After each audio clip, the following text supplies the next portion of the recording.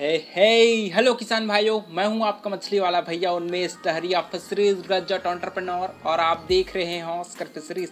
कोई भी मेरे किसान भाई जिनके पास मछली पालन के लिए बहुत ज़्यादा पैसे नहीं हैं, वो परेशान है कि यार मछली पालन में तो इतना ज़्यादा खर्च होता है, तो हम लोग कैसे मछलियों को खाना खिलाएंगे, कैसे मछलियों का हम लोग पालन करेंगे। ये बेसिक सा सवाल है जो हर वो किसान भाई के मन में आता है जिनके पास थोड़े से पैसे कम होते हैं मछली को खाना खिलाने के लिए। लेकिन आपका मछली वाला भैया इसीलिए तो बैठा है आपकी मदद करने के लिए ही। तो आज का वीडियो में हम लोग बात करने वाले हैं ग्रीन वाटर एक्वाकल्चर सिस्टम के बारे में, जिसको हम लोग प्लैंकटन बेस्ड फिश फार्मिंग भी कहते हैं। इसमें होता क्या है, इसमें मेन होता है कि हमारे मछलियों को हम लोग सप्लीमेंट्री फीड पर ज़्यादा डिपेंडेंट ना हो करके हम लोग प्राकृतिक भोजन पर ही मछली पालन करते हैं। और प्राकृतिक भोजन को बनाने का सबसे बेहतरीन सोर्स होता है आपका काऊ डंग या फिर गोबर या तो गाय की भी हो सकती है, सुअर की भी हो सकती है, बकरी के भी यूज़ कर सकते हैं। मतलब कोई भी प्रकार के इनऑर्गेनिक फर्टिलाइज़र जो तालाब में न्यूट्रिएंट्स प्रोवाइड कर दे, उसको हम लोग एज अ फर्टिलाइज़र तालाब में डाल सकते हैं। तो आपके पास अगर गौशाला होगा या फिर किसी भी प्रकार का पोल्ट्री फार्म होगा तो आप बिना किसी खर्च के मछली पालन कर सकते हैं। इस तरीके को मैं आपको अच्छे से समझाने वाला हूं और वीडियो को थोड़ा सा लास्ट तक देखिए, क्योंकि स्टेप बाय स्टेप मैं आपको गाइड करूंगा कि कैसे आप बहुत ही अच्छे तरीके से मछली पालन कर सकते हैं। सबसे पहले सवाल आता है कि आखिर गोबर को हम लोग उपयोग कैसे करें अपने तालाब में, ताकि हमको बहुत ही इजी तरीके से प्राकृतिक भोजन बन जाए। तो किसान भाइयों, जब भी आप गोबर का प्रयोग करिए वो या तो फ्रेश होना चाहिए या फिर बायोगैस जो स्लरी होता है, जो बायोगैस प्लांट में यूज होता है, उसके भी जो वेस्टेज मटेरियल है गोबर है, उसको आप अपने प्रयोग में ला सकते हैं। और इसको बनाने का, क्योंकि इसको हम लोग एज अ घोल के रूप में तालाब में डालते हैं, तो इसका एक घोल तैयार किया जाता है। और घोल में क्या होता है उसका मैं आपको डोज बता देता हूँ। अगर आपका मान लीजिए 1 एकड़ का तालाब है तो आपको लगभग 800 किलो गोबर का उपयोग करना है। तालाब में मछली डालने से पहले इसको अपन तालाब की तैयारी के दौरान हम लोग इसको घोल को अपने तालाब में डालते हैं, ठीक है। तो इसके लिए 800 किलो गोबर चाहिए, कम से कम 15 से 20 किलो सरसों की खली चाहिए, ठीक है, 10 किलो यूरिया चाहिए, 5 किलो DAP चाहिए, ठीक है, और 5 किलो उसमें गुड़ चाहिए और 250 ग्राम ईस्ट का जो पाउडर आता है वो चाहिए, ठीक है। इन सभी को आप अपने तालाब के किनारे में एक छोटा सा गड्ढा बनाइए और गड्ढे में जो मैंने अमाउंट बताए हैं उसको आप सबको डाल करके दोस्तों, या वो गड्ढा एक्चुअल में कंक्रीट का होना चाहिए ताकि उसमें मिट्टी वगैरह मिक्स मत हो। आप कंक्रीट का गड्ढा बना दीजिए और इन सभी को आप अच्छे से अपने उस गड्ढे में डाल दीजिए। यहाँ पर अगर आप पोल्ट्री का, लेयर मुर्गी का जो खाद बनता है, जो फ्रेश उनका जो पॉटी होता है, उसको आप खाद के रूप में भी उपयोग कर सकते हैं। लेकिन 800 किलो इसको यूज़ नहीं करना है, इसको आप 500 किलो तक जो मुर्गी का, लेयर मुर्गी का जो खाद होता है वो 1 एकड़ के लिए काफ़ी होता है उसको फर्टिलाइज करने के लिए।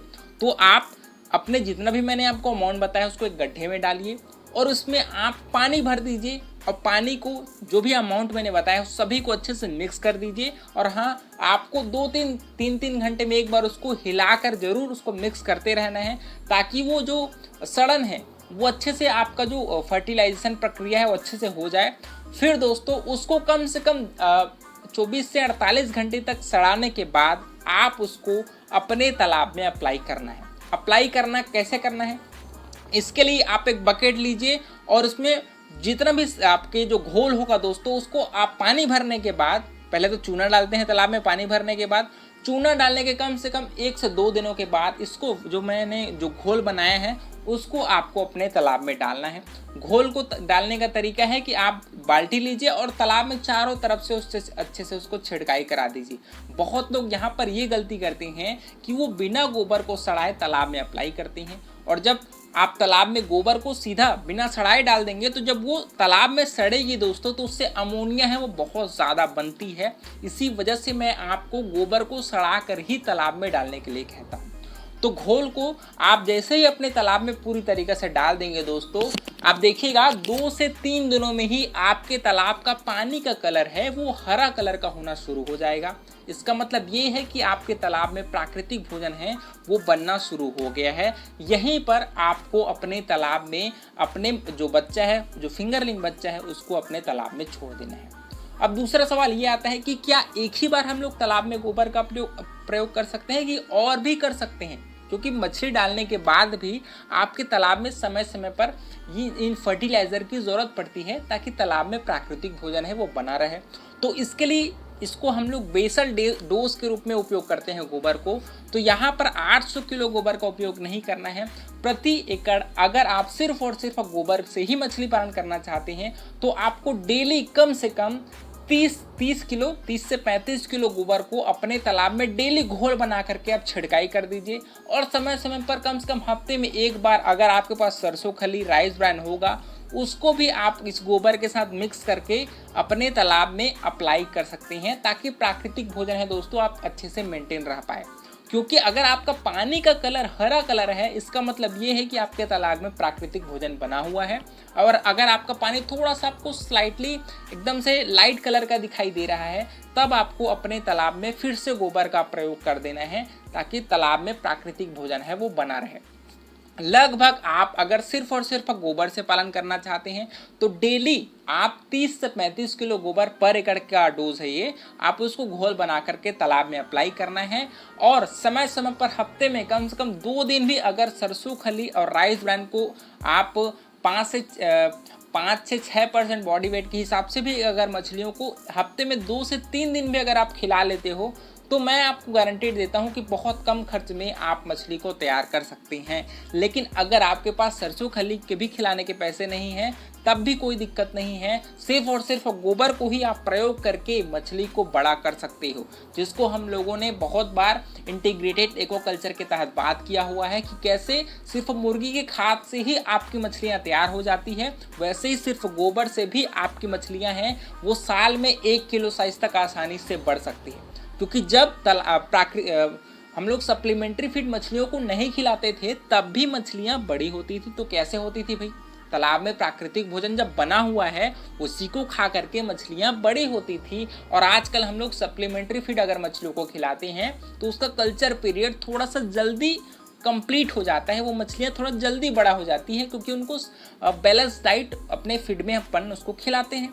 तो अगर आपके पास पैसे नहीं हैं तो आप सिर्फ गोबर का ही प्रयोग करके मछलियों को साल में 1 किलो साइज तक तो आसानी से पहुंचा सकते हो। बहुत लोग राइस ब्रांड को ही खिला करके मछलियों को बड़ा कर रहे हैं, बहुत लोग सरसों खली पर ही मछलियों का पालन कर रहे हैं। तो यार जितना अपना बजट है उतना ही आप मछली पालन में खर्च करिए। ज़्यादा स्टार्टिंग में तो आपको अपने जुगाड़ से ही मछली पालन करना चाहिए। अगर सिर्फ इसको साइड में आप थोड़ा सा इनकम सोर्स के रूप में यूज़ कर रहे हैं तब की बात है। लेकिन अगर आप इसको बिजनेस में कर रहे हैं, अच्छा प्रोडक्शन लेना चाहते हैं, तो आपको डेफिनेटली जो कंपनी वाले पेलेटेड फीड आती है उसको अपने मछलियों को खिलाना चाहिए। क्योंकि जितना अच्छा आपका खाना होगा उतनी आपकी मछलियों की जल्दी ग्रोथ होगी और जल्दी आप मछलियों का साइकिल कंप्लीट करके उसको बड़ा करके बेच पाएंगे और जल्दी आप पैसे कमा पाएंगे। लेकिन अगर आपका उद्देश्य ऐसे ही तालाब पड़ा हुआ है फालतू में तो उसमें ज़रूर मछली डालिए, ज़रूर उसमें समय समय पर गोबर डालिए, क्योंकि गोबर बहुत सस्ता है और बहुत ही आसानी से आपकी मछलियां हैं गोबर से भी तैयार होती हैं। लेकिन आपको जल्दबाजी नहीं करनी है कि मेरी मछली 6 महीने में क्यों नहीं बड़ी हो रही है, 7 महीने में क्यों नहीं बड़ी हो रही है। इसको लगभग 1 साल, अगर आप गोबर से ही मछली पाल रहे हैं तो 1 साल तो आपको लगेगा ही, लेकिन बहुत ही कम खर्च में आप अपने मछलियों को तैयार कर सकते हैं। बात करें मछलियों की तो कौन कौन मछलियों को ही अपन तालाब में डालें, तो मैं सजेस्ट करूंगा कि आप कतला डालिए, ठीक है, आप सिल्वर कार्प डालिए, उसके साथ आप कॉमन कार्प डालिए, उसके जगह अमूर कार्प भी डाल सकते हैं, और थोड़ी मात्रा में आप ग्रास कार्प डालिए। इन चारों मछलियों को अगर आप गोबर का पालन कर रहे हैं तो ज़रूर उपयोग कर सकते हैं। बहुत लोग रूपचंदा मछली को भी डालते हैं, वो भी कोई दिक्कत नहीं है, रूपचंदा मछली को भी आप डाल सकते हैं, ठीक है। तो इस प्रकार से किसान भाइयों मैंने आपको बहुत ही शॉर्ट तरीके से ये समझाने की कोशिश करी है कि गोबर से भी मछली पालन किया जा सकता है। और अगर आपको वीडियो पसंद आया होगा तो वीडियो को लाइक ज़रूर करिए। ऑस्कर फिशरीज पर नए हैं तो चैनल को सब्सक्राइब करना बिल्कुल मत भूलिएगा।